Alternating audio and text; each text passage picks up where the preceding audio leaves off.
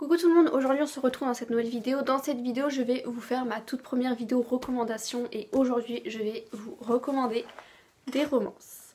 Voilà, donc il n'y a pas tout, j'attends d'en lire un peu plus pour en faire une autre vidéo. J'ai déjà lu des mangas romances mais ici c'est spécialement roman. Donc je ferai une autre vidéo sur recommandations romance manga. Sans plus attendre, on va commencer. Donc je vais faire dans l'ordre des livres que j'ai. Donc je vous conseille tout d'abord cette duologie. Alors je vous ai mis ces deux tomes mais en réalité disons que je vous conseille un peu plus le tome 2. Mais ça serait bête de lire le tome 2 sans avoir lu le tome 1. Donc c'est pour ça que je l'ai intégré dedans. Donc jamais plus le tome 1 de Colleen Hoover.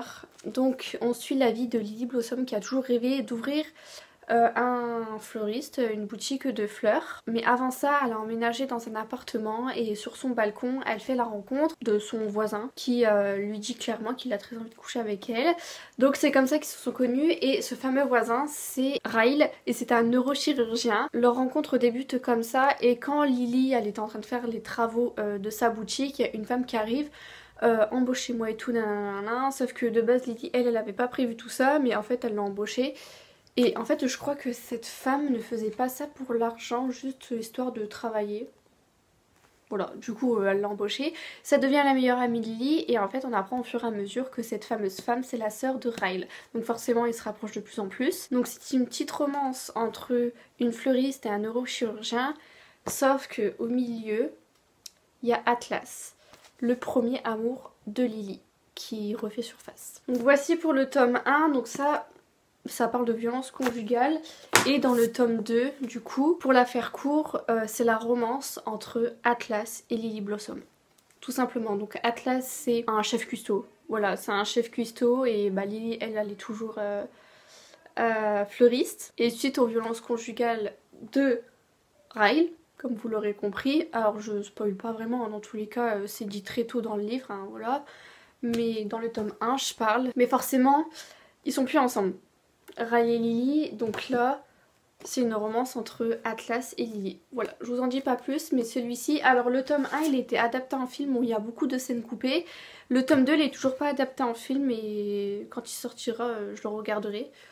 Pas au cinéma parce que j'ai pas envie de payer pour ça, mais je vais également vous dire dans cette vidéo si les livres sont spicy ou non. Donc pour les deux tomes, ils sont spicy tous les deux. Je dirais pas que les scènes sont très explicites, mais ça reste spicy. Voilà, je vous en dis pas plus pour ça.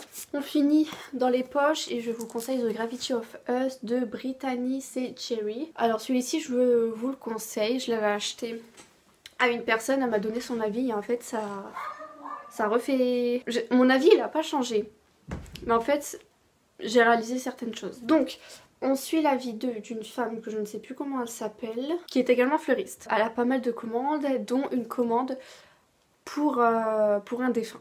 Voilà, pour un défunt. Et on suit la vie de Graham, donc c'est supposé être lui. D'ailleurs la couverture maintenant elle a changé, c'est plus tout ça, elle est pas fou, enfin bref. On suit la vie de Graham qui lui est un écrivain et en fait c'est son père qui est décédé, sauf que lui il aime pas son père. Graham et j'allais dire Lily, pas du tout. Graham et la femme, disons qu'ils se rencontrent du coup lors des funérailles, lors de l'enterrement. Mais en fait, je dirais pas qu'ils se rapprochent un peu plus grâce à ça, mais il faut savoir que Graham, il est en couple avec la sœur de cette fleuriste. Un beau jour, elle part alors qu'elle venait d'accoucher. Donc en fait, lui, il se retrouve seul avec sa fille, je crois, avec sa fille, sauf qu'il sait pas quoi faire. Du coup, il fait appel à la fleuriste et il y a une romance qui se crée. Et en fait, la sœur, elle est... Enfin, sa copine, elle est partie en laissant son copain et son enfant seuls. Et du coup, lui, il fait appel à sa sœur. Et du coup, c'est sa sœur qui s'occupe du bébé comme si c'est elle la vraie maman. Et lui, en fait, disons qu'il considère que sa mère, c'est la fleuriste. La femme avec qui il a eu un enfant, il la considérait même pas comme son épouse. Je crois qu'ils sont mariés. Il la considérait même pas comme son épouse, comme sa femme, mais plutôt comme une colocataire avec qui il couche de temps en temps. Voilà. Ça m'a un petit peu surpris, sauf qu'un beau jour, bah, du coup, sa femme, elle revient pour récupérer son enfant. Et lui et la sœur sont en mode non, t'es partie, tu reviens pas récupérer ton enfant. Sinon, il est hyper touchant. Moi, j'ai quand même beaucoup aimé. Mon avis, il change pas, même si je suis en mode ouais, en vrai, c'est bizarre quand même. Donc, celui-ci, il reste également spicy. Ah là. c'est mon bébé celui-ci. L'équation de Ariel Hera. Donc là, c'est une histoire prof-élève. Et moi, je surkiffe les histoires prof-élève. Donc on suit la vie de Kelly qui bizarrement a des problèmes en mathématiques. Donc elle suit des cours supplémentaires. Et son professeur, donc Kelly elle a 18 ans. Et du coup ce professeur, il a 24 ans. Il s'appelle Tyler Evans. J'adore le prénom Tyler, il est incroyable. Bref, Kelly a la prof de maths Tyler. Sauf que lui en fait c'est pas un vrai prof. C'est juste qu'il connaissait le directeur de l'école, du lycée du coup, et le directeur il savait que Tyler il était hyper doué en maths. Du coup il l'a pris comme prof même s'il n'est pas diplômé prof. Donc il y a une romance qui se crée et en fait c'est la vision des deux personnages passé, présent, non pas futur, passé, présent. Voilà. Et je trouve ça incroyable parce qu'on en apprend avant et on en apprend après. Et je trouve ça trop bien.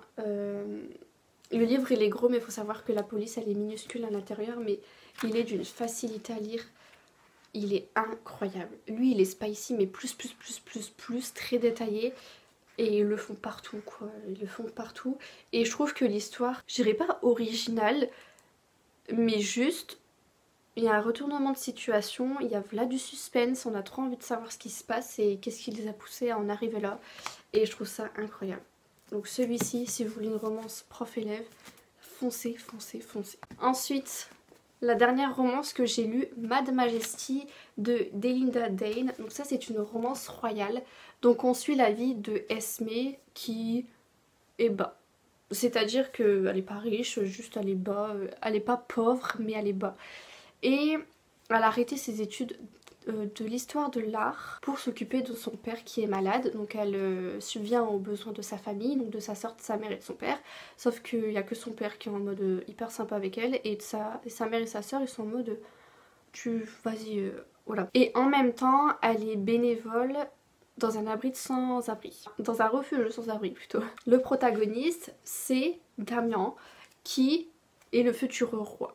Donc son père décède, sauf que pour être couronné roi, il faut qu'il trouve sa reine. Et sa mère a trouvé sa femme, sauf que lui il est en mode si je veux épouser quelqu'un, c'est moi qui décide qui est-ce que je veux épouser. C'est pas toi qui va trouver la femme que je vais épouser et faire mon avenir et tout. Et cette fameuse personne, c'est la sœur de Esme, puisque faut savoir que la sœur de Esme qui s'appelle Ophélia, elle est âgée d'un an de plus que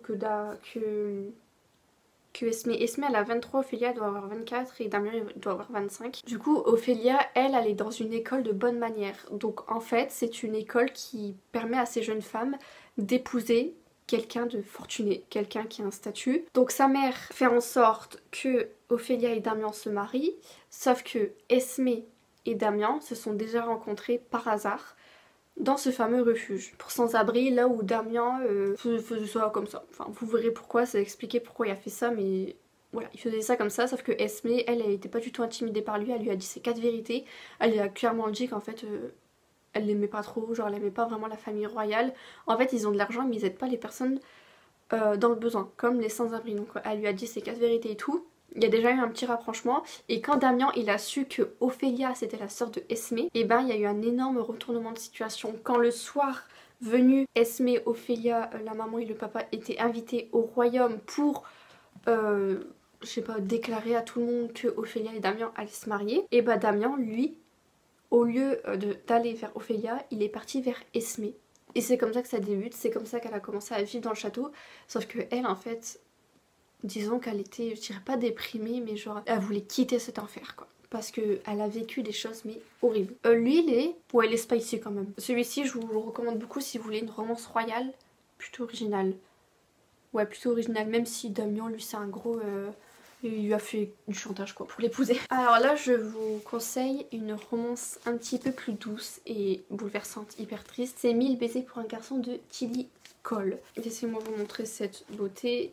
Dans ce livre, on suit la vie de la fille, alors je sais plus du tout comment elle s'appelle, Poppy. On suit la vie de Poppy et en fait dans tout le début du livre, sa grand-mère décède dans le chapitre 1 et sa grand-mère lui a donné un bocal avec 1000 cœurs, 1000 papiers en forme de cœur.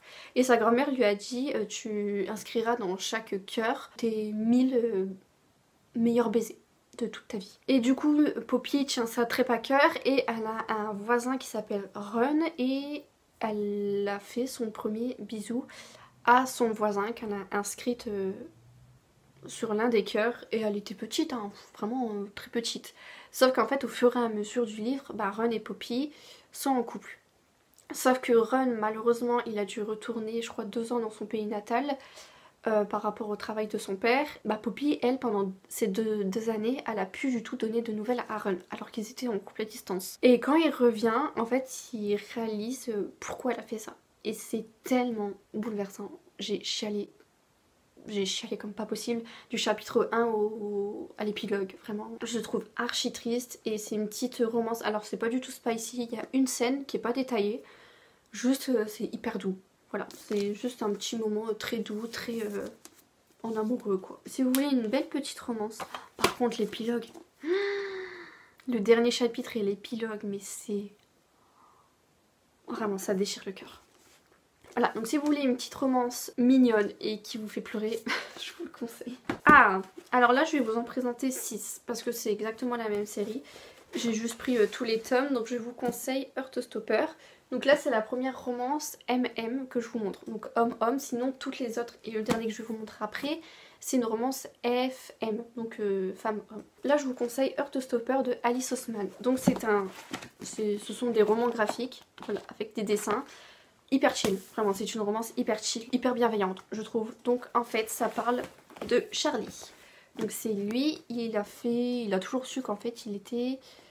Et un beau jour son école l'apprend, il a été harcelé pour ça, sauf que ben lui il était mal, mais enfin je suis gay, voilà. Il le cachait plus en fait qu'il était gay. Un beau jour il fait la rencontre de Nick, donc lui, et au fur et à mesure où il se rapproche avec Charlie, en fait il se rend compte que lui aussi il aime bien les garçons. Il est bi, donc il aime les filles et les garçons. Il réalise en fait que il aime les garçons et il aime Charlie. Et il s'y attendait absolument pas, donc il est bouleversé, il a vraiment du mal à faire son coming out, il a du mal à se montrer, mais punaise qu'est-ce que c'est bien écrit. Vraiment l'histoire elle est super bien écrite, les images elles sont super belles aussi.